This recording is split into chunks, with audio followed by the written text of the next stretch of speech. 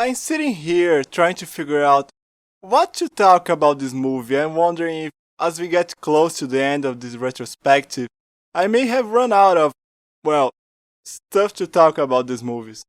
I wouldn't call Godzilla Against MechaGodzilla, not to be confused with Godzilla vs MechaGodzilla, either one of them. I wouldn't call it bad by any stretch of imagination, but it's not like we haven't seen similar movies like this. Although, to be frank, the one movie holding the most similarities with this one is Masaki Tezuka's previous Godzilla vs Megaguirus, and it's not difficult to see against as an improved second attempt on the same format.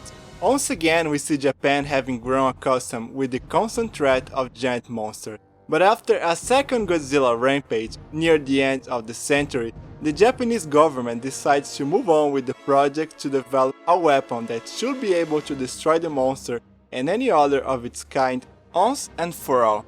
Of course that the weapon will backfire before the movie ends, but it is still humanity's last hope. It takes a brave and traumatized by lost soldier to risk her own life so that the machine can work one last time and get rid of Godzilla for good. Or not. And despite sharing what is basically the exact same overall plot, Against somehow managed to do much more with it than its predecessor. Okay, maybe I should try to elaborate a little bit more on all that. The protagonists of both movies are female military officers who suffer a great loss when battling Godzilla. But while Akane Yashiru from Against accidentally pushed her comrade's transport down a cliff and below Godzi's foot, Kiriko Tsujimori from MegaGirus saw her commanding officer being crushed to death by debris. Filled with rage, she then swears destroying the monster by any means necessary. The revenge that moves the movie's plot forward isn't in itself a bad idea. The problem is that the film does very little with it. Kiriko managed to defeat Godzilla in the end, just like she wanted, never losing anything in the process nor changing through her journey to learn that maybe vengeance is an unfruitful pursuit or something like that. You know, the kind of stuff you usually see in this sort of film. Her character arc is more like a flat line, and we all know that life can be one of these, right? Akane, on the other hand, goes down the opposite path in her film. Following standard movie writing convention, she starts the plot in a low place, doubting herself for causing the deaths of her comrades, and is constantly reminded of her failure by her asshole colleagues from the army. It is not without its bumps, of course, but by the end of the story, she has managed to grow confident enough to defeat Godzilla pretty much by her own through a death-defying act of courage, not unlike Kiriko's. The main difference being that Akane's victory feels much more deserved, considering all the stuff she had to go through. To complement what would have been a satisfying enough journey on its own right, Akane's path is mirrored by the one of none other than MechaGodzilla, who here goes by the name of Kiryu, as in Machine Dragon, not as in the Japanese name, which, when you think about it, is like making a super cool robot just to call it Mark or something. Once again a mecha, this version of the character was built from the skeleton of the original Godzilla who died in 1954, going as far as to use a new computer system that runs on the creature's DNA. As a consequence of all these techno shenanigans, they more or less revive the original Goji under a metallic frame, and as soon as it hears Goji's roar, the monster inside wakes up and starts rampaging through Tokyo until running out of power. After that, nobody believes in the machine anymore, considering it useless and a liability. Like Akane, but Kiryu could very well be Japan's last line of defense against Godzilla, so he's given one more chance to prove its worth, finally succeeding in kicking the monster's ass. It's an interesting parallel to Akane's own journey, and the two are intertwined as she was the one piloting the mech both when he went rogue and during the final battle.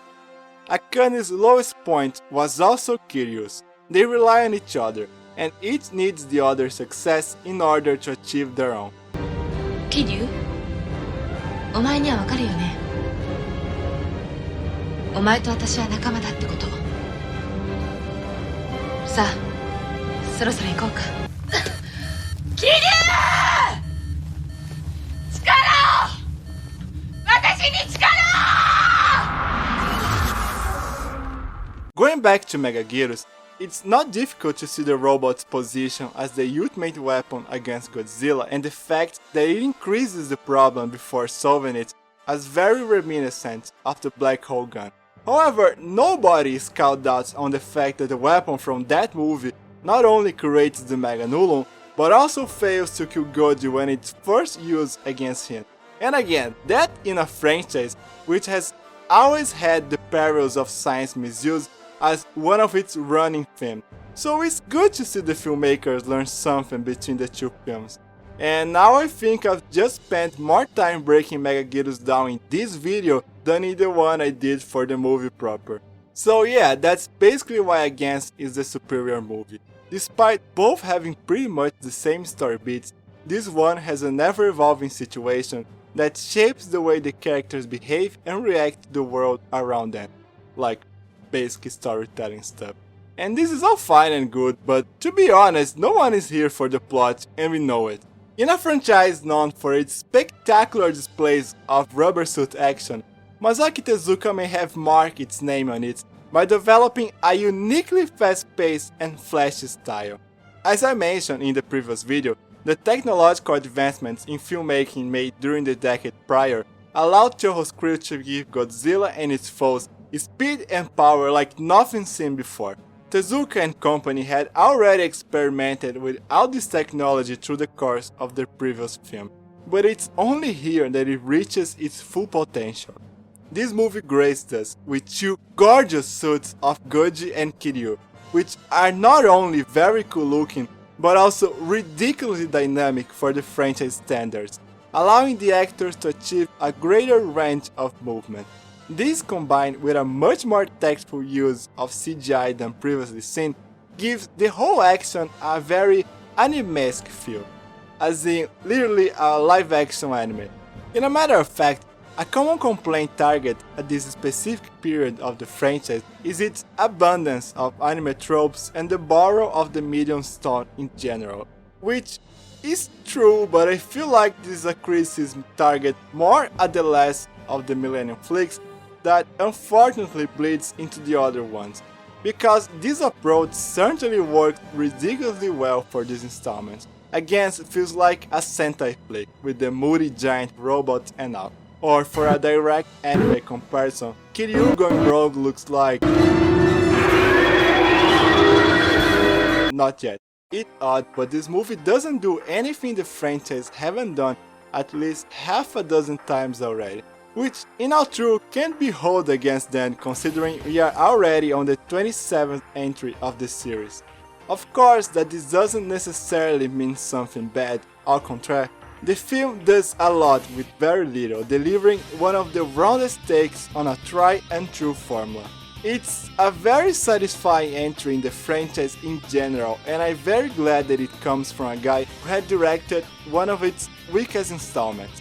It just warms my heart to see that the failure of these flicks is often a result of the circumstances, and, if given the chance, filmmakers like Tezuka back then and Jun Fukuda before him could deliver some extremely fun and entertaining flicks.